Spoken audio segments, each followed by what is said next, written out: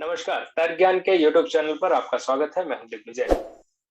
इस वीडियो में हम बात करेंगे दिल्ली विश्वविद्यालय सहित देश में कई विश्वविद्यालयों में आयोजित होने वाली एक ऐसी वाद-विवाद प्रतियोगिता की शैली के बारे में, जिसके बारे में मैं कहूँ कि वह अपने आप में एक रोचक विधि है वाद-विवाद करने की, एक रोचक शैली होती है, उसमें आप अपनी बात को जिस तरीके से रखते हैं, वह सामान्य तौर पर जो वाद-विवाद है, उससे अलग मानी जाती है। आज हम उसी प्रकार की जो शैली है वाद-विवाद की, उसके बारे में बात करेंगे। और लेकिन उससे पहले मैं आपको बता दूं कि इस प्रकार की जो शैली है, खास तौर पे दिल्ली विश्वविद्यालय में, वह मुझे ऐसा लगता है कि कम प्रचलित है। तो यह वीडियो बनाने का जो मकसद है, वो यह है कि दिल्ली विश्वविद्यालय के खास तौर पे जो डिबेटर हैं, वो इस प्रकार की शैली को भी और बेहतर तरीके से समझें, क्योंकि कुछ नए फ्रेशर डिबेटर होते हैं। और जो मेरा व्यक्तिगत अनुभव रहा है यह, कि सोसाइटीज में इस प्रकार की जो शैली है, अधिकतर कॉलेजेस में इस डिबेट शैली के बारे में जो ट्रेनिंग एक तरीके से जैसे हमें पार्लियामेंट्री की मिलती है, कन्वेंशनल की, टर्न कोड या एक्सटेम्पोर की मिलती है, इस प्रकार की डिबेटिंग शैली की ट्रेनिंग जो है नहीं मिलती है। ऐसा मैंने व्यक्तिगत तौर पर अनुभव किया। तो मुझे लगता है कि इस शैली के बारे में हमें जानना बहुत जरूरी है, क्योंकि हम जानते हैं ऐसे बहुत सारे वक्ताओं को जो कि इस प्रकार की शैली में भाग लेते रहे हैं। तो आज हम ऐसे ही वक्ता से बात करेंगे और जानेंगे इस प्रकार जो डिबेट है वो शैली क्या है, और उसमें हम कैसे अच्छा प्रदर्शन कर सकते हैं, उसके नियम क्या है, उसकी संरचना क्या है, और तमाम अन्य उससे जुड़ी हुई जो बातें हैं। तो शुरू करते हैं इस वीडियो को। तो आज मैं बात करने जा रहा हूं MUN। MUN आपने नाम सुना होगा, उसको YP और यूथ पार्लियामेंट, ये जो दो शैली है, मुझे इसमें स्पष्ट जो है अंतर वो नहीं पता है। इसलिए तमाम इसकी जो बातें हैं उसको जानने के लिए हमारे साथ आज जो वक्ता हैं, जो इस शैली के बारे में बताएंगे, उनके पास अच्छा एक्सपीरियंस है इस प्रकार के वाद विवाद प्रतियोगिताओं में भाग लेने का, और तमाम अन्य जो बारीकियां हैं इस प्रकार की जो शैली है YP, जिसको हम कहते हैं यूथ पार्लियामेंट, और MUN, उसकी बारीकियों को वो अच्छे तरीके से समझती है। तो आज हम बात करेंगे ऋषिता अग्रवाल जी से, जो कि इस प्रकार की डिबेटिंग शैली से परिचित है अच्छे से। तो ऋषिता, आपका तर्क ज्ञान पर स्वागत है। धन्यवाद। हाँ, तो ऋषिता अभी दिल्ली विश्वविद्यालय से psychology and major and minor economics में ग्रेजुएशन की डिग्री के लिए पढ़ाई कर रही हैं, और काफी समय से YP करती रही हैं। इनके पास अच्छा अनुभव है, और बाकी और ये कई जो प्रतिष्ठित MUN कह लें आप या YP कह लें, अभी वो अंतर बताएंगे ऋषिता। तो उसमें ये चेयर भी कर चुकी हैं, जैसे हम पार्लियामेंट्री डिबेट में जज करने जाते हैं और तमाम अन्य जगहों पर। तो वैसे उसका क्या फॉर्मेट है, क्या महत्व, तो मुझे व्यक्तिगत तौर पर बहुत ज्यादा अनुभव नहीं है, इसलिए ऋषिता को यहाँ मैंने बुलाया है कि वो आज आपको इस प्रकार की डिबेटिंग शैली के बारे में बताएं। तो ऋषिता, आपका स्वागत है। और सबसे पहले मुझे ऐसा लगता है कि हमें यहीं से शुरू कर लेना चाहिए कि आप जरा MUN और YP में क्या अंतर है उसको समझा दें, फिर हम फॉर्मेट पर बात करेंगे। ठीक है।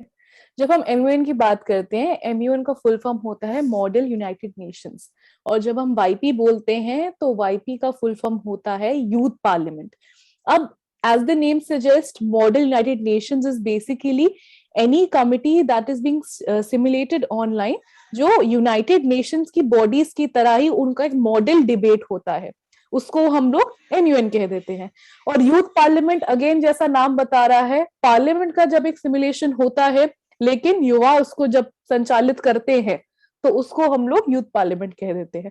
तो जितने भी इंटरनेशनल अफेयर्स होते हैं वो हम MUN में डिस्कस करते हैं। यूथ पार्लियामेंट में बेसिकली हम लोग वो मैटर्स डिस्कस करते हैं जिसमें इंडिया एक प्राइम स्टेक होल्डर होता है। इंडिया के इर्द गिर्द या इंडिया के इंटरनल मैटर्स जो है वही यूथ पार्लियामेंट में डिस्कस हो जाते हैं। तो बेसिक अंतर यह है कि एक जो मॉडल यूनाइटेड नेशन, उसके हिसाब से डिबेट होती है, और एक यूथ पार्लियामेंट, चूंकि वो पार्लियामेंट की तरह है लेकिन युवा उसको जो है आयोजित करते हैं, इसलिए यूथ पार्लियामेंट है। ठीक है। तो सबसे पहले हम यूथ पार्लियामेंट के बारे में ही जानना चाहेंगे कि जहां तक मुझे अनुभव, क्योंकि एक दो बार मैं यूथ पार्लियामेंट में गया हूँ, लेकिन उसके नियम मुझे काफी ज्यादा लगे।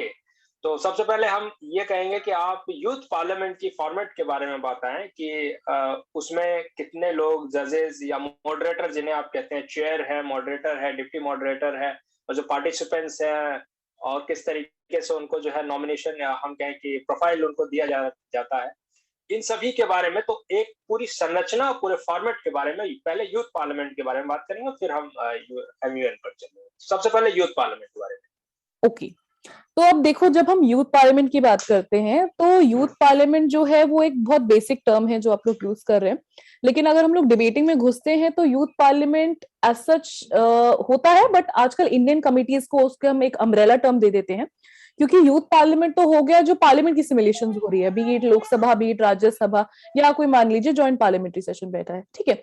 लेकिन उसके अलावा भी आजकल बहुत सिमुलेशन होते हैं, जिसमें बहुत पॉपुलर है all India political parties meet, AIPPM. That is a very popular concept, and I think it's gaining more popularity than Lok Sabhas and Rajya Sabhas because of the ease of the format that AIPPM has.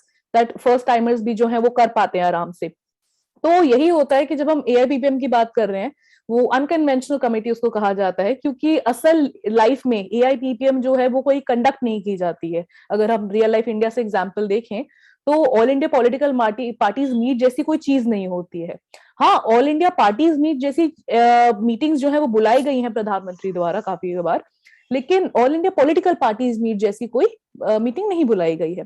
तो उसका जो format है वो बहुत आसान रहता है कि सबसे पहले जो है हम लोग सिर्फ ओपनिंग स्टेटमेंट्स देते हैं, जिसके अंदर हम बेसिकली ये बताते हैं कि जो एजेंडा निर्धारित किया गया है कमेटी का, उस पर हमारा स्टांस क्या है। उसके बाद फिर अलग अलग सब एजेंडास पास होते हैं, उन पे वोटिंग होती है, मतलब बेसिकली मोशन उठाया जाता है, वोटिंग होती है, फिर उस पर चर्चा होती है, सवाल जवाब होते हैं। तो AIPPM is a very basic format. हाँ, यूथ पार्लियामेंट की अगर हम बात करें, लोकसभा की बात करें, राज्यसभा की बात करें, तो जो अच्छे लेवल के होते हैं तो वो बिल्कुल वैसे ही चलते हैं जैसे रियल लाइफ में लोकसभा या राज्यसभा चलती है। बिल्कुल ऐसे ही सिटिंग की जाती है, फॉर्मेट बिल्कुल वही होता है, और जो रूल्स ऑफ प्रोसीजर होते हैं वो भी बहुत ज्यादा, I think full almost same ही रहते हैं। तो उसमें जो है काफी इंट्रिकेसीज होती है, काफी मेहनत लगती है प्रिपेयर करने में, काफी मेहनत लगती है बोलने में, क्योंकि उसकी इंट्रिकेसीज को ध्यान रखते हुए। तो जैसे लोकसभा में होता है क्वेश्चन आवर हो गया, 0 आवर हो गया, फिर शॉर्ट पीरियड, और अगर लंबे दिन का कॉन्फ्रेंस है तो लॉन्ग पीरियड डिस्कशन हो गए, तो ये सब चलेगा। फिर एंड में डॉक्यूमेंटेशन की हम बात कर सकते हैं, बिल बनाना है या अमेंडमेंट लाना है, तो वो सब होता है। तो that is a very long and very tedious procedure, I must say. And इसमें अपने आप दूसरी बात पूछी थी, भाई जजेस कैसे होते हैं, जैसे पार्लियामेंट्री डिबेट में भी हैव एडजुडिकेटर्स, तो यूथ पार्लियामेंट में क्या होता है, it's basically because of the experience that you have, कि अगर आप डेल अच्छा करते चले जाओ, जीतते चले जाओ, तो धीरे धीरे you get offers to become a जज, बिकम अ चेयर। तो 3 मेजरली लोग बैठते हैं उसके अंदर, एक फर्स्ट इन कमांड, फिर second in command and third in command. तो जो फर्स्ट इन कमांड होता है AIPPM में हम उनको मॉडरेटर कहते हैं, कि वो मॉडरेट करेंगे committee, followed by deputy moderator and then the scribe. Scribe is someone who is supposed to take down all the verbatim basically, तो वो रोल होता है, या बहुत बजट्स देखते हैं स्क्राइब्स जो होते हैं। तो basically third in command is the person who is the scribe. Now in the youth parliament और लोकसभा और राज्यसभा में वैसे ही होता है, speaker, deputy speaker, then we have the political adviser और the scribe. some conferences do have the secretary general। Secretary general का basically यही रोल होता है कि अगर कुछ इशू होता है, स्पीकर जो है उनको मान लीजिए उनके पद से हटा दिया जाता है, तो सेक्रेटरी जनरल को आके एड्रेस करना पड़ता है, प्रेसिडेंट को बुलाना पड़ता है, तो ये सब रहता है। और उसके अलावा राज्यसभा की अगर हम बात करें तो वही चेयरपर्सन होते हैं, डेप्यूटी चेयरपर्सन होते हैं, अगेन पॉलिटिकल एडवाइजर या स्क्राइब बिठा देते हैं थर्ड पोजीशन में। तो ये जो है वो डायस रहता है आपका बेसिकली। तो वही लोग, मतलब मार्किंग जो है वो ऐसा बिल्कुल जैसे पीढ़ीज में तो क्या होता है ना कि 3 जजेस बैठते हैं, तीनों अपना अपना डिसीजन देते हैं, और जो अगर यूनानिमस हो तो यूनानिमस डिसीजन जाता है, वरना 2 का जो डिसीजन हो वो मेन डिसीजन माना जाता है, तीसरे का नहीं माना जाता है। तो इसमें ऐसा नहीं होता है, इसमें जो है मार्किंग तीनों मिलके एक साथ ही करते हैं, मार्किंग बटी हुई होती है, वो अमंग डायस अपने आप बांट लेता है जिसको जैसी मार्किंग करनी होती है, वो मतलब इंटरनल सेटिंग होती है, तो मार्किंग बढ़ जाती है वैसे, और एक ही रिजल्ट बन के पूरा आपको मार्कशीट दिया जाता है, जिसके अंदर पूरी अवार्ड लिस्ट निकाली जाती है। अच्छा, तो मैं, चूंकि मेरे पास मैं पार्टिसिपेट किया था ऐसे यूथ पार्लियामेंट में, तो इसमें जो एक होता है कि मतलब कुछ नियमों की भी जैसे हम बात कर ले, कुछ जो वहाँ एक्टिविटी होती है, जैसे पॉइंट ऑफ ऑर्डर लेते हैं, तो तो इसका क्या सिग्निफिकेंस है और किस तरीके से इसको हम ले सकते हैं, ये बताइए। और फिर उसके बाद एक और क्वेश्चन है वो मैं पूछता हूँ। सबसे पहले पॉइंट ऑफ ऑर्डर का बताइए। ठीक है, I think point of order आपने इसलिए पूछा होगा क्योंकि सबसे मजेदार और सबसे अटपटी चीज लगती है हमको जब हम ये करते हैं इंडियन नहीं, कमिटीज। क्योंकि मैंने इसका इस्तेमाल किया था और मुझे उसके अंक मिले थे, तो मैं मतलब बहुत ज्यादा व्यापक रूप से अवगत नहीं हूँ, इसलिए मैं पूछ रहा हूँ। ठीक है। तो पॉइंट ऑफ ऑर्डर जैसे देखा जाए तो ये कंसेप्ट जो है वो एमयूएन से उभर कर आया है। एमयूएन में हम लोग पॉइंट ऑफ ऑर्डर दिया गया है UNA USA rules of procedures के अंदर, लेकिन उसमें पॉइंट ऑफ ऑर्डर को डिफाइन किया गया है कि अगर आपके एग्जीक्यूटिव बोर्ड से कोई भी प्रोसीजरल फैलेसी होती है तो उसमें पॉइंट ऑफ ऑर्डर उठाया जाता है। लेकिन इंडियन सेंस में आके इसका थोड़ा मतलब बदल जाता है। अब इधर भी बिल्कुल देखिए, लोकसभा और राज्यसभा में पॉइंट ऑफ ऑर्डर जैसी चीज नहीं होती। सबसे पहली बात मैं ये क्लैरिफाई कर देती हूँ, ये जो पॉइंट ऑफ ऑर्डर वाला कंसेप्ट है ये कहीं ना कहीं एआईपीपी में भर के बहुत स्ट्रांगली आता है, और वही कुछ ईबीस के ऊपर होता है वो पॉइंट ऑफ ऑर्डर लेते हैं, कुछ के ऊपर होता है वो नहीं लेते हैं। तो वो ईबी टू ईबी डिपेंड करता है क्योंकि कोई सेट आरोपी नहीं है, क्योंकि कन्वेंशनल कमिटी नहीं है, ठीक है ना। तो अब पॉइंट ऑफ ऑर्डर वैसे तो यही होता है कि भाई procedural fallacy on the part of the executive board. Otherwise, the point of order is sometimes described to point out the factual fallacy made by any member in his or her speech. बहुत ही basic example देके जैसे हम सभी बच्चों को भी समझाते हैं, मैं आपको भी समझाती हूँ कि मान लीजिए किसी ने बोल दिया कि इंडिया मुझे नहीं, की, और बाकी जो और सब लोग देख रहे हैं उन्हें भी आप हाँ समझाइए। हाँ डेफिनेटली डेफिनेटली, मतलब आप सभी को। तो जैसे मान लीजिए कोई बोलते हैं कि हम इंडिया का कैपिटल, किसी ने बोल दिया कोलकाता है, लेकिन we all know India capital is New Delhi. तो point of order is raised कि भाई quote Kolkata is the capital of India and unquote which is the correct quote New Delhi is the capital of India. तो ये point of order बनता है वहां पे। लोकसभा के अंदर ब्रीच ऑफ प्रिविलेज के नाम से लेते हैं कुछ ईबीस, इनको एंटरटेन करते हैं, और यही कंसेप्ट रहता है factual fallacies on the part of the delegate और the member of the parliament. ठीक है, तो एक तो ये हो गया पॉइंट ऑर्डर जो है हमने समझ लिया, आपने दो तीन बताया। खैर मैंने सिर्फ एक ही प्रकार का इस्तेमाल किया था कि किसी ने फैक्चुअल गलत बोला था तो मैंने उससे करेक्ट किया था, तो वहां पर उन्होंने एक्सेप्ट किया था कि हाँ आपका पॉइंट ऑफ ऑर्डर सही है। दूसरा यह है कि मैं ये जानना चाहता हूँ उसमें जो नंबर होता है, क्योंकि स्पीच हम देते हैं बेहतर है तो उसमें हम फैक्चुअल करेक्शन का भी ध्यान रखते हैं कि हमारे फैक्ट सही हों। स्पीच है, मैं वहां बैठकर मतलब मैंने जब पार्टिसिपेट किया था तो मेरा सवाल है कि जैसे हम पीडी में कहते हैं कि आप लॉजिक बनाइए, सामने वाले के तर्क काटिए और तमाम अन्य चीजें कीजिए, कैसे वहां पर जो मॉडरेटर हैं या जो चेयर कर रहे हैं वो मार्किंग कैसे करते हैं स्पीच के आधार पर कि किसी ने कोई फैक्चुअल करेक्शन ज्यादा बेहतर तरीके से किया है, ये मार्किंग का जो पैमाना है वो मुझे जरा समझे। ठीक है, तो मार्किंग देखिए बेसिकली ये होता है हमारा हिसाब की जो ओपनिंग स्टेटमेंट होती है उनको कुछ हम 5, 10 या 20 में मार्क करते हैं। तो उसमें क्राइटेरिया ये होता है कि definitely logic and argumentation definitely matters. अगर आप मुझे लॉजिक और आर्ग्यूमेंटेशन दे रहे हो तो आपका नंबर पड़ेंगे, बट पीडी का ये कोर है, यहाँ का ये कोर नहीं है। यहाँ का कोर ये है कि आप डिबेट में कंस्ट्रक्टिव कितना डाल रहे हो, क्योंकि 50 पार्टीज हैं, वो 50 चीजें बोल रही हैं, आपको उनको ओपोज भी करना है, अपना पॉइंट ऊपर भी रखना है while you are talking in the party ambit। अगर आप बीजेपी के मेंबर हो तो आप बीजेपी की पॉलिसी को ध्यान रख के बोल रहे हो, तो आपको compete जो है वो केवल ऑपोजिशन पार्टी से नहीं करना है, आपको compete अपने पार्टी के मेंबर से करना है। So that diplomacy has to come in, that you give better points, at the same time you do not cut the points of your own party, you have to support the points of your own party. Sometimes a lot of time happens that someone from a party messes up, so you cannot go against the person outright because it would violate your party policy, right? So all of that matters. Then sometimes even people use rhetorics a lot because it's a parliamentary setting, and even if it's the AIPPM, the committee becomes more volatile. So rhetorics are used. Legal analysis is a very important aspect. Indian committees में जितना मैंने देखा है कि legal analysis जो है वो बहुत important होता है, कि अगर आपका speech जो है वो केवल लॉजिक और आर्ग्यूमेंटेशन पे बना हुआ है और किसी और ने मान लीजिए उसके साथ साथ आपको लीगल एनालिसिस भी दिया है, तो definitely this speech would have a greater leverage, because at the end of the day we are here to take decisions which are a lot of times based on certain policies of the government. Basically majority of the times they are based on the policies of the government. So the law has to be taken into the ambit, right?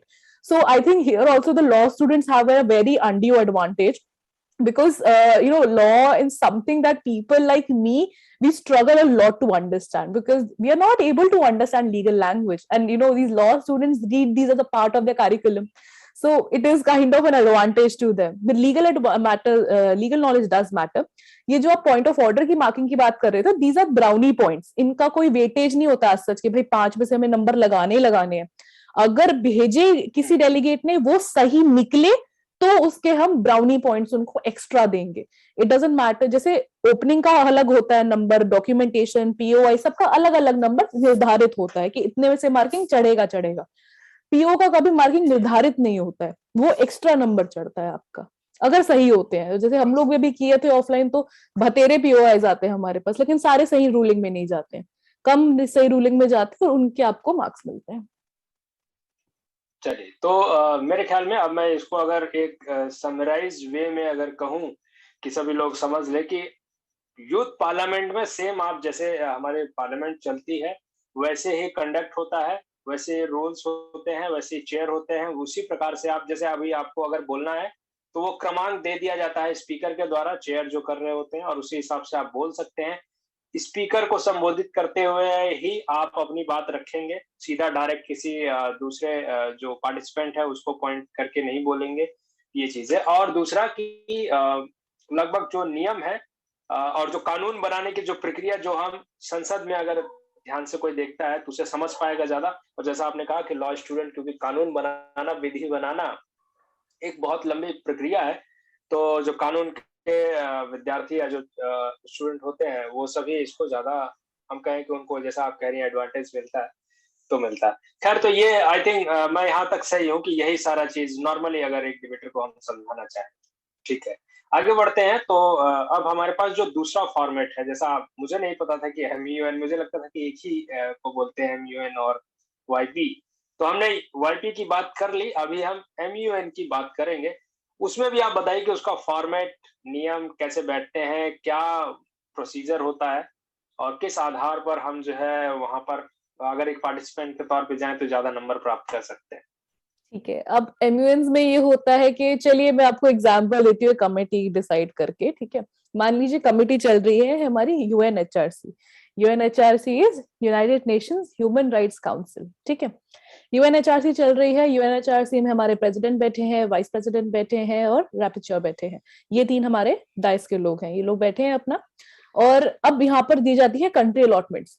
जो जो countries UNHRC के अभी members हैं, वो allotment बांटी जाएंगी लोगों को, डेलीगेट्स को, वो लोग बैठेंगे अपना आराम से। ठीक है, उसके बाद यूथ पार्लियामेंट में और इंडियन कमिटीज में ना एजेंडा सेट होता है। ठीक है, लेकिन हमें UN कमिटीज में एजेंडा सेट करना पड़ता है पहले। बहुत बार 3 एजेंडास दिए हुए होते हैं, अगर एक भी दिया हुआ होता है तो एजेंडा पहले वो लोग सेट करते हैं, मोशन उठाते हैं टू सेट द एजेंडा। ठीक है, उसके बाद फिर वही रोल कॉल वगैरह भी होती है। यहाँ पर रोल कॉल तो इधर भी होती है, इधर भी होती है, लेकिन UN कमिटीज में एक स्पेशल प्रोविजन होता है प्रेजेंट एंड वोटिंग, या सिर्फ प्रेजेंट वोट करने का। अगर आप सिर्फ प्रेजेंट वोट करते हो तो मतलब आप एब्सटेन कर रहे हो कि आप वोट नहीं करोगे। You have the choice whether to vote और not to vote in the final documentation. Committee में जो सब एजेंडा उठेंगे उनकी वोटिंग आपको करनी पड़ेगी। फाइनल डॉक्यूमेंटेशन जब टेबल होगा, उसको पास करने के लिए आप वोट करोगे या नहीं करोगे, वो आपको प्रेजेंट बताएगा। अगर आप present and voting he vote पहले बात कर देते हो सीधा, प्रेजेंट एंड वोटिंग मतलब आपको अंत में वोट देना ही पड़ेगा, आप एब्सटेन नहीं कर सकते हो डॉक्यूमेंटेशन के वक्त। तो ये डिस्टिंग्विश जो किया गया है, डिस्टिंक्शन इसीलिए बनाया गया है कि यहीं से आपकी डिप्लोमेटिक स्किल्स देख लिए जाते हैं कि आप एज अ कंट्री कितने डिप्लोमेटिक हो। अरे इंडियन कमिटीज में क्या होता है ना कि डिप्लोमेसी मैटर्स, बट इतनी नहीं, क्योंकि ले देखिए we are all sitting probably even in the parliament, the discussion is not that formal as it is in a UN committee, because in a UN committee you're not representing a person or a party, you're representing your country full of diplomats, so that is of a greater leverage and you have to talk very diplomatically, and we do not use personal pronouns at all. The use of personal pronouns in an MUN is prohibited. You do not use that.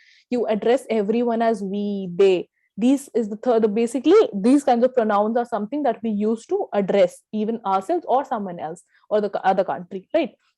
And the format is basically, I told you, take the roll call, then you set the agenda, then you go about taking the GSL. So basically Indian committees के अंदर क्या होता है ना, sessions होते हैं अलग अलग, opening, agenda 1, agenda 2, public, private, what ever the format is. यहाँ पर क्या होता है, एक लिस्ट बनाई जाती है, GSL general speakers list. GSL जो है वो चलती जाती है, जीएसएल खत्म नहीं हो सकती, because if GSL ends the committee fails. तो इसलिए जीएसएल खत्म नहीं होती है, जीएसएल एक लिस्ट बनती है, वो चलती जाती है। उसमें क्या होता है, बोलना शुरू कीजिए, बोलते बोलते बोलते बोलते बीच में मॉड आपको रोक के मोशंस पूछ सकते हैं, जो मॉडरेटर मतलब जो जीएसएल का फुल फॉर्म भी बताइए ताकि बाकी आसानी से समझ सके। जीएसएल, अच्छा मैंने बताया था, जीएसएल का मतलब, जीएसएल का फुल फॉर्म है general speakers list, general speakers list. तो उसमें क्या होता है, नाम ऐड हो जाता है कंट्रीज के और स्पीचेस शुरू हो जाती हैं टाइम डिसाइड होकर, और फिर बीच में मोशंस पूछते हैं, तो उसमें सब एजेंडाज रेज होते हैं, जो भी सब एजेंडा पास होगा वो सब एजेंडा पे डिस्कशन शुरू हो जाता है। लिस्ट वही रहती है, लिस्ट में बस नाम ऐड होता जाता है, होता जाता है। This is how an MUN is done. So the procedure for both Indian as well as international committees is very intricate, and I think this is precisely what makes MUNs and YPs I think a bit difficult and as well at the same time very attractive as compared to youth parliamentary debates and conventional debates and all of these conventional formats of debate, because it gives you certain level of excitement that you are representing someone, you have to debate in a particular ambit. When you do these conventional formats of debating, you're representing yourself as a human being, yourself as a person, but here you're representing someone else. So the responsibilities, the level of debate, whatever your views are, the views are not your own but someone else's that you have to justify. So the debate becomes a bit not difficult. Right. ठीक है, तो इसी में MUN में जैसे आपने YP में बताया था कि हम अच्छा कैसे नंबर प्राप्त कर सकते हैं प्रतिभागी के तौर पे, ये तो है, लेकिन चलिए ठीक है, हम किसी और को रिप्रेजेंट तो कर रहे हैं, लेकिन दिमाग में ये भी रहता है कि ये कंपटीशन भी है, तो हम कैसे वहां पर और अच्छा तरीके से नंबर मार्किंग प्राप्त कर सकते हैं? So the key to MUNs is research. The more extensive your research is, the better points you fetch. क्योंकि बेसिक पॉइंट्स जो इंडियन कमिटी में क्या होता है ना, because we are Indian citizen, so we know what is going on in countries, every one of us who is into debating would have an opinion on everything in the country, right? That is what debaters do. We are opinionated people. But in MUNs, the problem comes when you are given any country than India. Because if you are an Indian delegate, you'll be able to talk because you're giving your country's perspective. And being a debater, you must know your country's perspective. But when you are given some other country, you have to first study about that country कि भाई क्या इसका history है, क्या culture रह चुका है, क्या सोसाइटी है, क्या उनकी मान्यता है, फिर उनका फॉरेन रिलेशंस कैसा है अलग अलग देशों के साथ, right? Being China, you cannot blindly support United States or India for that matter. Forget United States, you cannot support India blindly, right? So that would give you terrible marking. So you need to study कि country का foreign standing क्या है, इनके diplomatic relations कैसे हैं किस देश के साथ, उस हिसाब से you support a country in the committee और नॉट। फिर उसके बाद क्या ऑपरेशंस है उन कंट्री के, पर्टिकुलर एजेंडा पे क्या वोज है, क्या काम किया हुआ है, क्या नहीं है। उसके बाद जैसे हम लोग इंडियन कमिटी के अंदर इंडियन लॉ एनालाइज करते हैं, इंटरनेशनल कमिटी के अंदर हम लोग इंटरनेशनल लॉ एनालाइज करते हैं। एचआरसी का एग्जांपल दिया था, इंटरनेशनल ह्यूमैनिटेरियन लॉ एनालाइज करेंगे, उनका इम्प्लीकेशन देखेंगे, इम्पैक्ट देखेंगे, इधर कितना वो बैठता है सही पर्टिकुलर सिचुएशन में वो देखेंगे। So all of this matters, your research matters and your analysis matters a lot. Analysis is something that you cannot do away with, so it would come in any format of debating, but here it holds a greater leverage because you have to analyze a particular piece of legislation. जी, मुझे लगता है कि भाई ये हाँ, क्योंकि जब मैंने यूथ पार्लियामेंट किया तो उसमें एक विषय होता है, तो उसके ऊपर काफी रिसर्च करके जाना पड़ता है कि इसका हिस्ट्री, जैसा आपने बताया, तो सेम चीज ऐसा होता है। लेकिन एमयूएन में, और जैसा अभी आपने स्पष्टीकरण दिया है, और मुझे लगता है कि अब और व्यापक तरीके से बाकी सभी को समझ में आया होगा, मुझे तो समझ में आ रहा है कि भाई इसमें रिसर्च, मुझे एक बात जो भी जाते थे तो मैं पूछता था कि हम इसमें कैसे बेहतर कर सकते थे, तो वो कहते थे कि इसके जिस टॉपिक के ऊपर आप बहस करने जा रहे हैं उसके ऊपर काफी रिसर्च करके जानी पड़ती है। जैसे कन्वेंशनल में होता है, आपने एक टॉपिक किया, गूगल से 4 लोगों से बात कर ली, तो आप कन्वेंशनल में बोल सकते हैं, 4 मिनट की स्पीच है। लेकिन एमयूएन में या वाईपी में जाना है तो काफी हमें हमारे पास मटेरियल होना चाहिए, रिसर्च मटेरियल होना चाहिए उस टॉपिक पे। राइट, आप बिल्कुल सही कह रही हैं। और अच्छा, मैं ये पूछना चाहूँ, जैसे यहाँ पर हमें यूथ पार्लियामेंट में तो अलॉट कर दिया जाता है कि आप इस पार्टी का ये पोर्टफोलियो रहेगा आपका। तो ऐसा क्या एमयूएन में भी होता है कि आपको कुछ दिन पहले, मतलब अलॉटमेंट कितने दिन पहले हो जाती है कि आप इस कंट्री को रिप्रेजेंट करेंगे?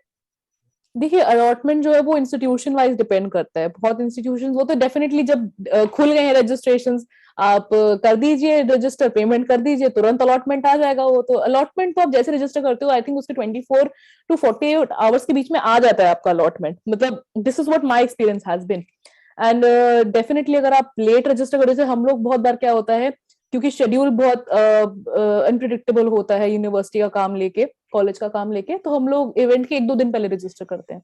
तो उस वजह से क्या होता है, हमारे पास बहुत बार अलॉटमेंट जो है वो इवेंट के मान लो 1 दिन पहले आ रही है, या एक बार ऐसा हुआ था कि अगले दिन इवेंट था, मेरे को पास रात को अलॉटमेंट आई थी कि तुमको ये पोर्टफोलियो रिप्रेजेंट करना है।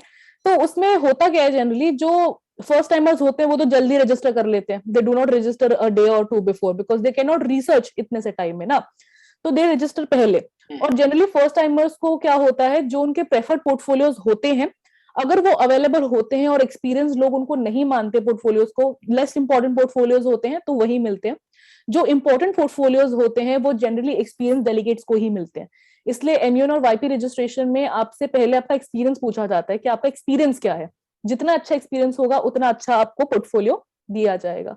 जैसे एक ही बार अभी हुआ था ये, कौन सी यूनिवर्सिटी का एमयूएन था, शायद वीआईटी का एमयूएन था। उसमें मैंने इंडियन कमिटी किया था, तो उसमें नरेंद्र मोदी का पोर्टफोलियो था उनके पास available. So I got a call a night before the event was starting. तो दे आस्क्ड मी कि ना नरेंद्र मोदी का पोर्टफोलियो है, आपको करना है। मैंने बोला मैम नरेंद्र मोदी का नहीं करना, कोई और दे दो मुझे, आई डू अपोजिशन अलॉट। मैंने कहा अपोजिशन दे दो मुझे। तो कहते नहीं, हमको यही करना है, and we contacted you because you have experience, तो इसीलिए वी आर टेलिंग यू, वरना we'll search for someone else with experience, but we want Narendra Modi only and an experienced person. तो बहुत बार ऐसे भी होता है हमारे साथ। सिमिलरली अभी एक और कॉलेज, अच्छा। गीता रतन से भी कॉल आया था कि आप लीडर ऑफ अपोजिशन कर रही, क्योंकि वो खाली है और हमको एक्सपीरियंस चाहिए कोई। तो ये सीन होता है। तो जितने आप एक्सपीरियंस होते हैं उतना अच्छा पोर्टफोलियो मिलता है आपको, और जितने कम एक्सपीरियंस होता है उतना लेस इंपॉर्टेंट पोर्टफोलियो मिलता है। ऑब्वियस रीजन है, क्योंकि जो इंपॉर्टेंट पोर्टफोलियोज है they have a greater role to play in the committee, they give the committee a direction. ऐसा नहीं है कि लेस इंपॉर्टेंट पोर्टफोलियो डायरेक्शन नहीं दे सकते कमिटी को। बहुत बार अच्छे डिबेटर्स, अच्छे एमयूएनर्स लेस इंपॉर्टेंट पोर्टफोलियोज लेते हैं, but they still will the best deal, because after all it is your leadership in the committee, it is your dedication, it is your research, your analysis at the same time। क्योंकि बहुत बार क्या होता है, जैसे Indian committee का example ले लूं, मोदी जी हैं, मोदी जी को बहुत चीजों के जवाब देने हैं, यूथ पार्लियामेंट है, क्वेश्चन आवर होने वाला है, Modi ji, Amit Shah and these cabinet ministers are going to be the top notch people, जिनसे सब सवाल पूछेंगे, हर बंदा उनसे सवाल पूछेगा। तो अगर वो बेचारा फर्स्ट टाइमर होगा तो वो क्या जवाब देगा? इसीलिए डेलीगेट को एक्सपीरियंस लिया जाता है। चलिए, तो इससे ये स्पष्ट है कि साधारण तौर पर जो सामने से दिखाई देता है वैसा एमयूएन और यूथ पार्लियामेंट नहीं है। इसमें काफी आपको रिसर्च करके जानी पड़ती है। और ये बात मुझे शायद पक्के तौर पर नहीं पता थी, जो आपने ये स्लॉट अलॉटमेंट वाली बात की है, पोर्टफोलियो वाली।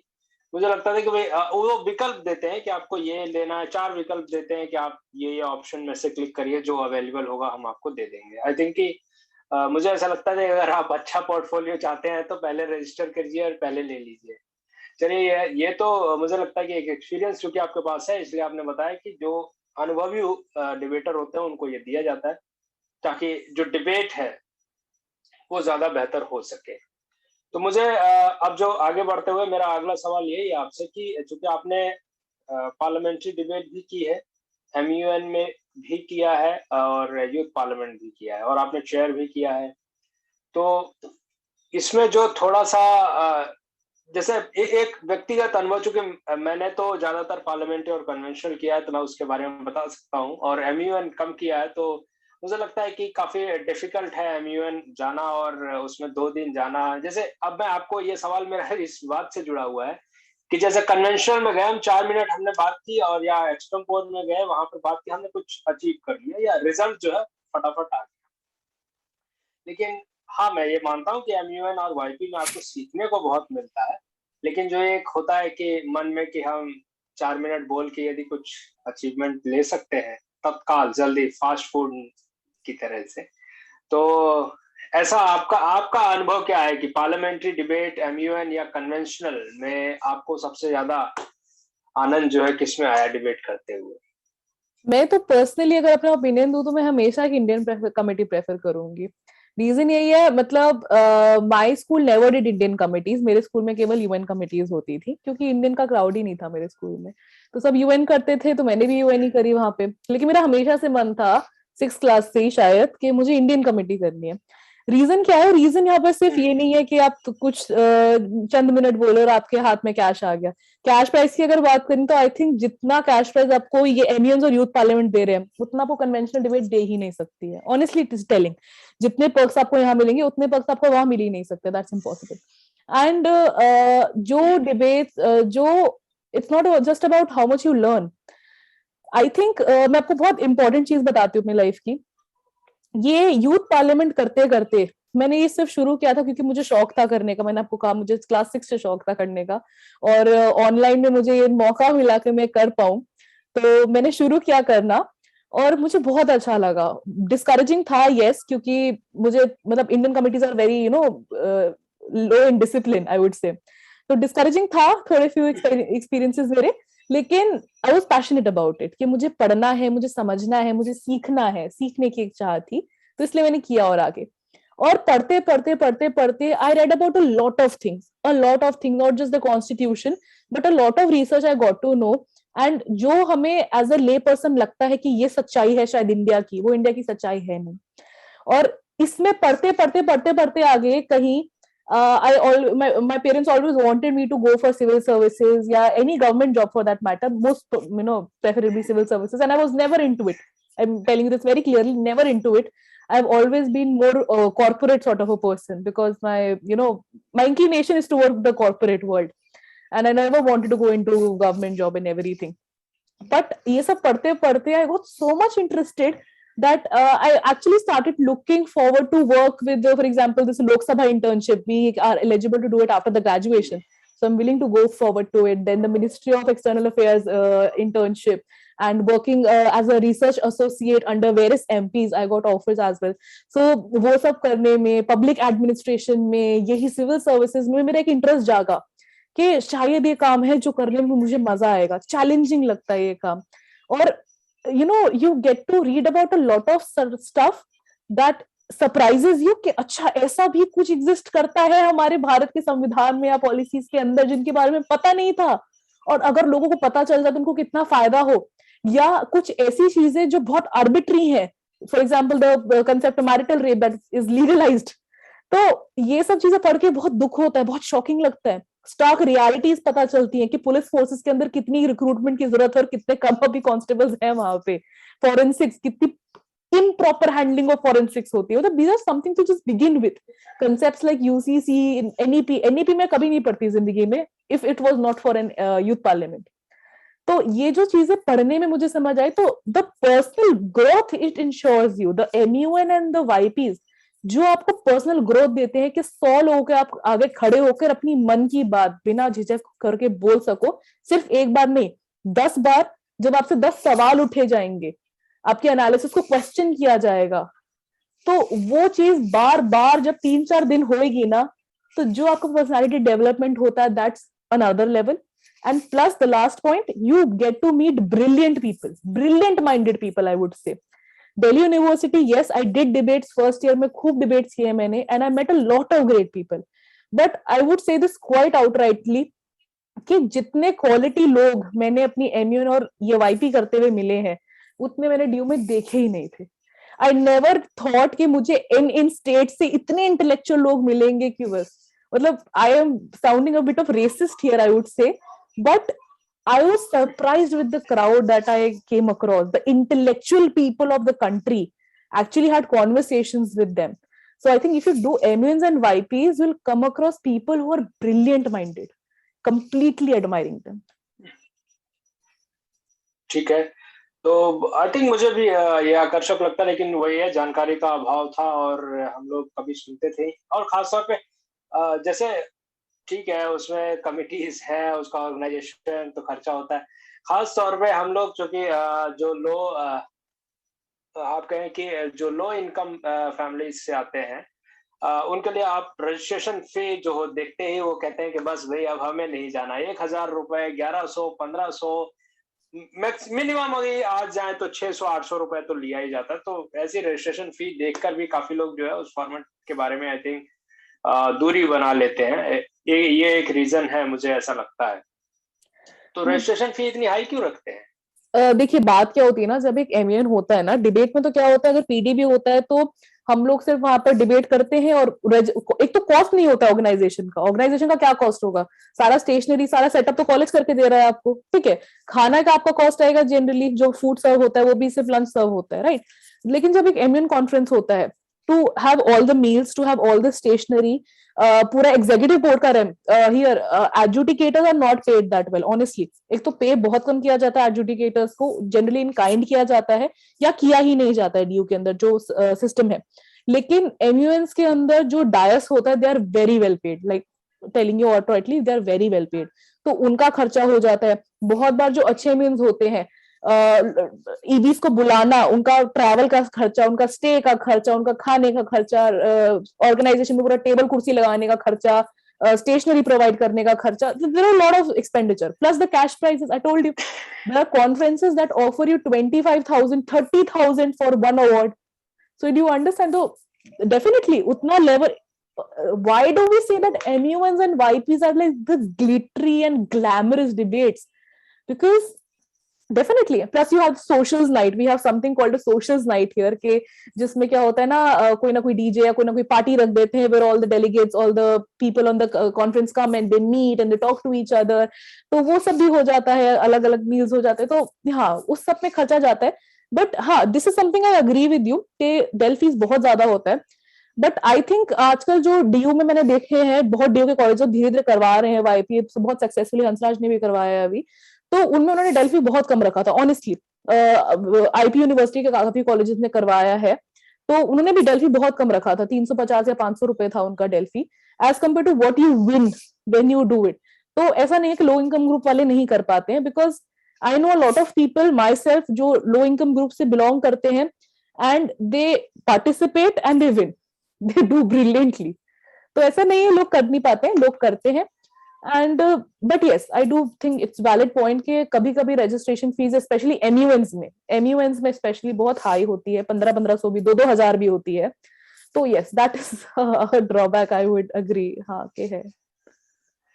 चलिए ठीक है, तो लास्ट में यही कि अभी जैसे फ्रेशर डिबेटर्स आते हैं, क्योंकि मुझे 5 साल 7 साल डिबेटिंग से जुड़े हुए हो गया, खासतौर से दिल्ली विश्वविद्यालय, तो फ्रेशर डिबेटर्स आ रहे हैं, और खासतौर पे अभी ऑनलाइन हो रहा है, तो फिजिकली मीटिंग नहीं हो रही है, और कैसे ट्रेनिंग या तमाम अन्य चीजें जो सीनियर्स जो है अपने जूनियर्स को सिखाते हैं।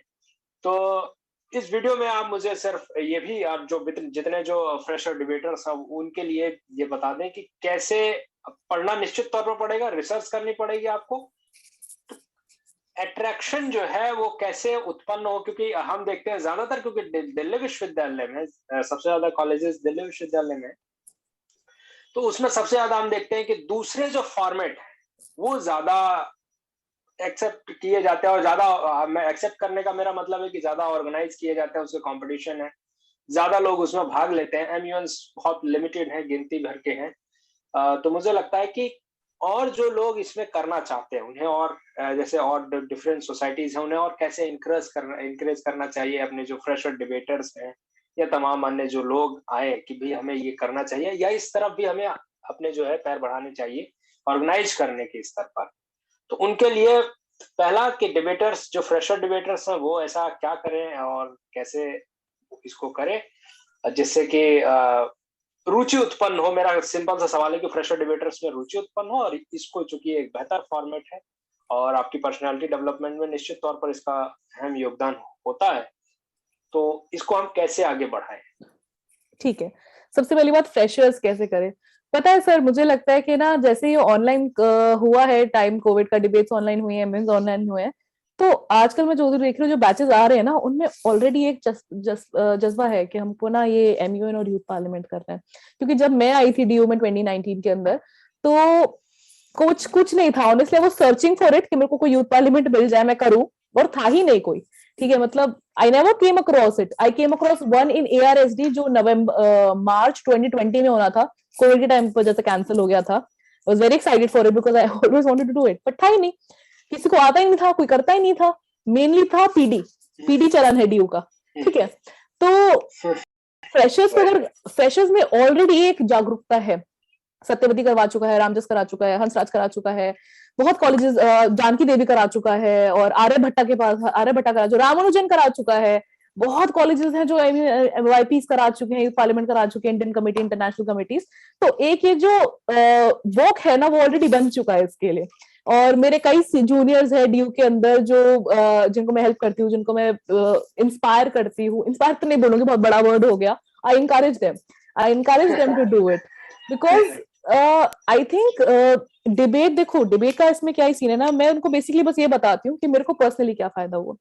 मेरे को एक मेरे सीनियर ने ये बात बोली थी कि एमयूएन और वाईपी का आपके जिंदगी में केवल इतना रोल है कि जिस दिन आप 100 लोगों 200 लोगों के खड़े होकर आपकी एक पर्सनैलिटी बन जाए, आपका एक चार्म बन जाए, आपकी एक डोमिनेंस ऑरा बन जाए, और आप अपनी बात बेझिझक खड़े होकर बोल सको, even when you know that you are wrong, probably even when you have to defend the wrong way and you're able to do it, that is precisely when you should understand that your role has been fulfilled here, your personality has been developed and you should move out.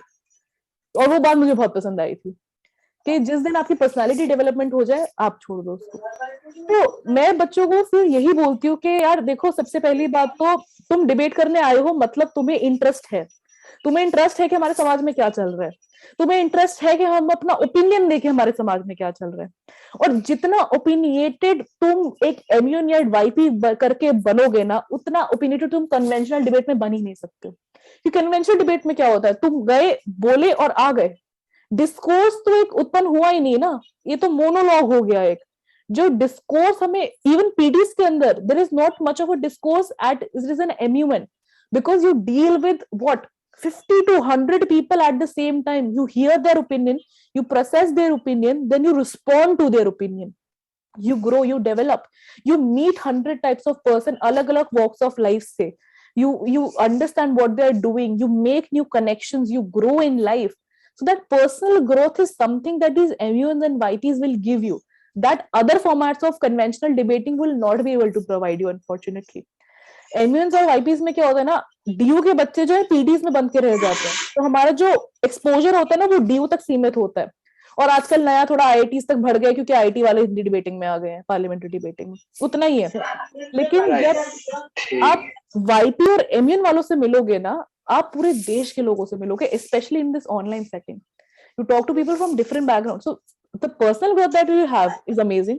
दूसरी बात, reality पता चलेंगी तुमको, ground reality क्या है। अभी तुमको कहाँ का रियलिटी पता है, दिल्ली में अगर रह रहे हो तो दिल्ली का, या जो तुम्हारा होम स्टेट है तुम्हें उनका रियलिटी पता है। जब तुम 50 लोगों से मिलोगे, वो 50 लोग 50 जगहों से आएंगे, वो तुमको बताएंगे वहां क्या चल रहा है।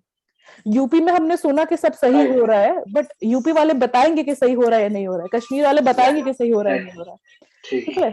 तो ये सब वेस्ट बंगाल वाले बताएंगे आपको सही हो रहा है नहीं हो रहा है, ठीक है ना।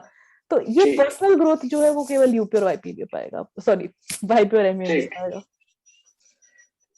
ठीक है, तो मुझे लगता है कि इस तरीके के, जैसे इसको अगर हम समअप कहें और शॉर्ट में कहें कि आप संसद में यदि देखेंगे तो संसद में हर देश के हर हिस्से से प्रतिनिधि, जनप्रतिनिधि आते हैं और वो अपने अपने स्टेट की बात को रखते हैं। इस प्रकार का अनुभव अगर आपको प्राप्त करना है तो निश्चित तौर पर आप वाईपी यूथ पार्लियामेंट करेंगे तो उसी प्रकार का अनुभव आपको मिलेगा। और ऑल इंडिया पार्टी मीट की जो आपने बात की है, उसमें भी all India political parties meet जो होती है, उसमें भी अलग अलग पार्टी के लोग अपने आप को नहीं, अपनी अपनी पार्टी को रिप्रेजेंट कर रहे होते हैं, तो निश्चित तौर पर ये एक अलग अनुभव है। एमयूएन में अगर आप जाते हैं तो दुनिया भर के देशों के प्रतिनिधि के तौर पर आप जाते हैं, as a individual so and so नहीं जाते हैं। तो ये एक, हम कहें कि एक अलग शैली है। और निश्चित तौर पर बाकी अन्य शैलियों की तरह यह भी एक रोचक शैली है और इनमें हमें और जो इसका दायरा है दिल्ली विश्वविद्यालय में अभी सीमित है, इसको और अधिक बढ़ाने की आवश्यकता है। चूँकि तभी हम जो है कि अगर हम डिबेट की बात करते हैं, तो हमें हर फॉर्मेट में डिबेट करनी चाहिए और हर फॉर्मेट का अपने आप में एक अलग महत्व है। तो इसी नोट के साथ और मैं उम्मीद करता हूँ कि कोई और अगर कुछ और जानना चाहते होंगे, कुछ और समझना चाहते हैं, तो निश्चित तौर पर आप अपने प्रश्न या कमेंट जो आप करना चाहते हैं, कमेंट बॉक्स में लिखिए। निश्चित तौर पर उस पर प्रतिक्रिया मैं और ऋषिता भी उस पर प्रतिक्रिया देंगी। तो हाँ, ऋषिता अभी लास्ट में अभी आपको अगर कुछ कहना है 1-2 लाइन तो कहें, फिर उसके बाद हम इसे बंद करें। बंद करें। ओके, तो मैं तो बस यही बोलूंगी कि जितने भी लोग देख रहे हैं जो अभी तक नहीं करे हैं इम्यून बाईपी, डेफिनेटली अच्छा भी हो सकता है एक्सपीरियंस, बुरा भी हो सकता है, लेकिन अगर उस बुरे एक्सपीरियंस को आपने कोप करके उसे अच्छा एक्सपीरियंस नहीं बनाया, तब तक वो पर्सनल ग्रोथ नहीं हो पाएगी जिस पर्सनल ग्रोथ की मैं बात कर रही हूँ। अब एम्यून्स आपको यही सिखाएगा, बस एक लाइन में बताऊंगी, एम्यून्स आपको यही सिखाएगा कि जब पूरे कमिटी के 100 लोग, शायद कभी कभी वो एग्जीक्यूटिव बोर्ड भी आपके ऑपोजिशन में खड़ा हुआ है या आप पे क्वेश्चन कर रहा है, आपको सवाल उठा रहा है, उस प्रेशर वाली स्थिति में जब एक सेल्फ रिस्पेक्ट भी होती है दाव पे और एक इंटेलिजेंस भी आपका टेस्ट हो रहा है, आपका कोपिंग मैकेनिज्म्स टेस्ट हो रहे हैं, तो वो जो हार्डशिप जो सिचुएशन में आपको डाला जाता है और आपको बोलना पड़ता है उसके बाद, the personal growth that you will have at that point of time will be brilliant and will make you better leader. And leader is someone, सिर्फ नेता नहीं होते leader, we all have to be leaders at every walks of our life, so you'll become a leader and that is why this is important. Right, ठीक है। तो video देखने के बाद निश्चित तौर पर बहुत सारे लोग, खासतौर पर फ्रेशर, सीनियर तो अभी पास आउट हो रहे हैं, फ्रेशर लोग इस एमयूएन को जरूर समझेंगे और आगे लेकर जाएंगे और निश्चित तौर पर हम उम्मीद करेंगे आगे आने वाले जितने समय में और कॉलेजेस जो हैं एमयूएन दिल्ली विश्वविद्यालय में कराएंगे। देश भर में तो होते हैं लेकिन दिल्ली विश्वविद्यालय में कम है, तो उम्मीद करते हैं आने वाले समय में दिल्ली विश्वविद्यालय में एमयूएन का कल्चर और आगे बढ़ेगा। बहुत बहुत धन्यवाद रिश्ता, आपने समय निकाला और इतनी महत्वपूर्ण जानकारी, और मैं कहूँ कि एक नए चीज की शुरुआत दिल्ली विश्वविद्यालय में हो सकती है अगर बहुत सारे लोग एमयूएन करने लग जाएं, तो तत्व ज्ञान का ये योगदान रहेगा कि सभी लोग जो है इसमें जुड़े हैं। तो बहुत बहुत धन्यवाद।